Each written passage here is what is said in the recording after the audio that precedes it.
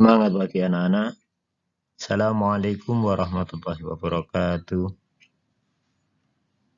Anak-anak, semoga hari ini dalam keadaan sehat, gembira, dan senantiasa bersemangat.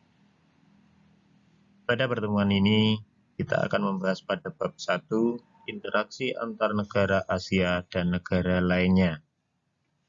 Pada subbab D, pengaruh interaksi antar ruang terhadap kehidupan ekonomi. Selamat belajar.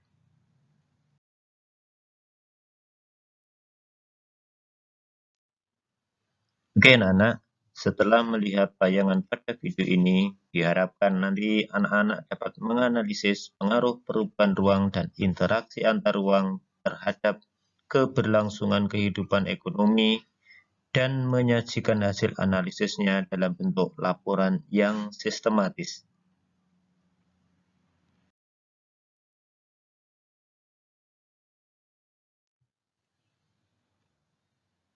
Interaksi antar negara terjadi karena adanya kebutuhan akan barang dan jasa yang tidak mampu atau kurang mampu diproduksi oleh suatu negara. Interaksi antar negara tersebut bertujuan untuk mendapatkan keuntungan, baik bagi negara pemasok maupun negara yang dipasok kebutuhan. Bagi negara pemasok, keuntungannya adalah banyaknya tenaga kerja yang terlibat dalam kegiatan tersebut, serta diperolehnya devisa dari hasil penjualan. Nah, bagi negara yang dipasok, keuntungannya adalah terpenuhinya kebutuhan akan barang dan jasa, baik itu untuk keperluan konsumsi ataupun untuk keperluan produksi.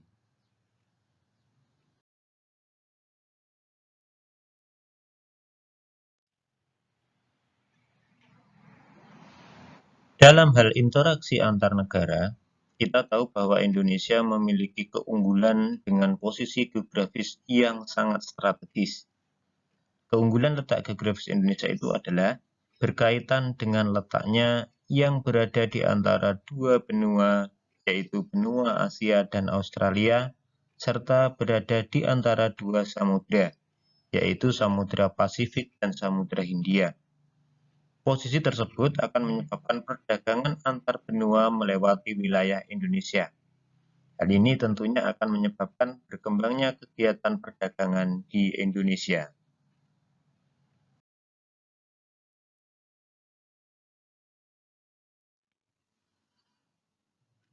Anak-anak, dengan adanya interaksi antar ruang, dalam hal ini antar negara, tentunya akan berpengaruh atau berdampak terhadap kehidupan ekonomi.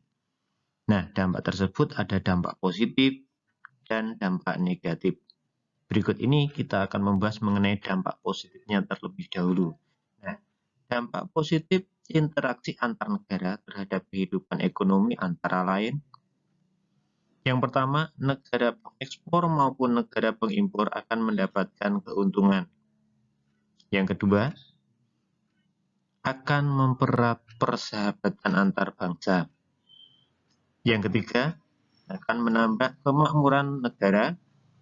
Dan yang keempat, akan menambah kesempatan kerja.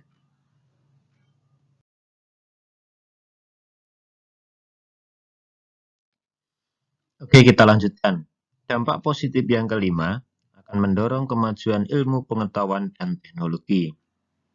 Yang keenam, sumber pemasukan kas negara.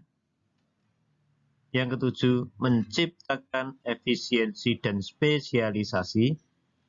Dan yang kedelapan, akan memungkinkan konsumsi yang lebih luas bagi penduduk suatu negara.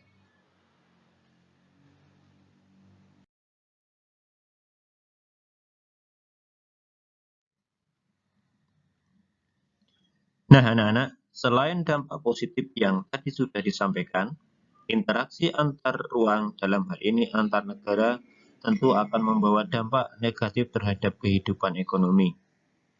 Nah, dampak negatif tersebut diantaranya yang pertama, menciptakan ketergantungan suatu negara terhadap negara lain.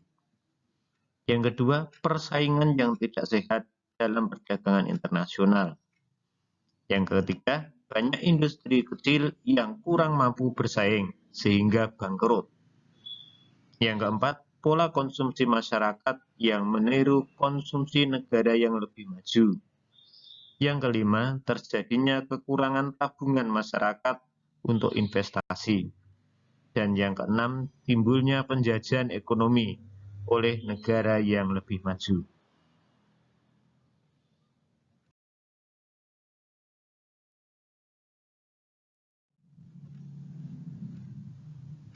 Oke anak-anak, demikian tadi materi yang kami sajikan. Terima kasih atas perhatiannya. Semoga bermanfaat. Assalamualaikum warahmatullahi wabarakatuh.